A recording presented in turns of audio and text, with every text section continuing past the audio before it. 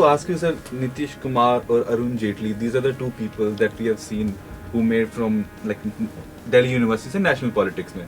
उसके बाद पिछले 15-20 सालों में कोई भी एक ऐसा इंसान हमने नहीं देखा है जिसने दिल्ली यूनिवर्सिटी से निकल के नेशनल लेवल पे कोई पॉलिटिक्स की और कोई लीडर बना. नहीं, दिल्ली से तो नहीं, लेकिन जैसे जेएनयू से Nirmala Sitharaman, she is a national leader. Nitin Gadkari, वो भी एक साधारण स्टूडेंट लीडर थे. वेंकैया नायडू, वो वारंगल यूनिवर्सिटी के लीडर थे. तो ये सब लोग वहाँ से निकल के बने. अनंत कुमार, ये सब स्टूडेंट लीडर्स थे जो बाद में बड़े लीडर बने.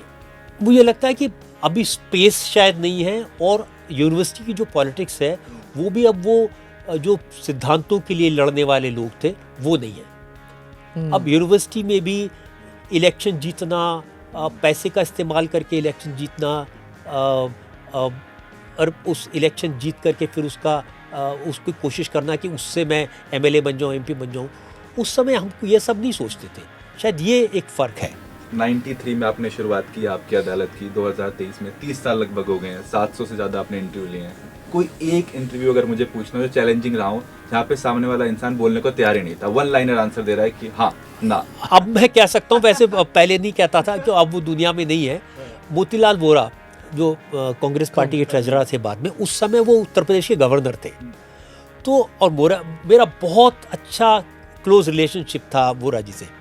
तो पहले तो आना नहीं चाहते थे, भाई मैं कहाँ, तो मैंने कहा नहीं. तो मैंने उनको पहला सवाल पूछा कि आप उत्तर प्रदेश के राज्यपाल जब से बने हैं, आपने राजभवन को राजनीति का अड्डा बना दिया है. जी नहीं. अब मैं क्या करूं? तो मैंने कहा, अरे भाई वोरा जी, आपने चंद्रा स्वामी को बुला करके वहां पर एक महायज्ञ करवाया था. नहीं तो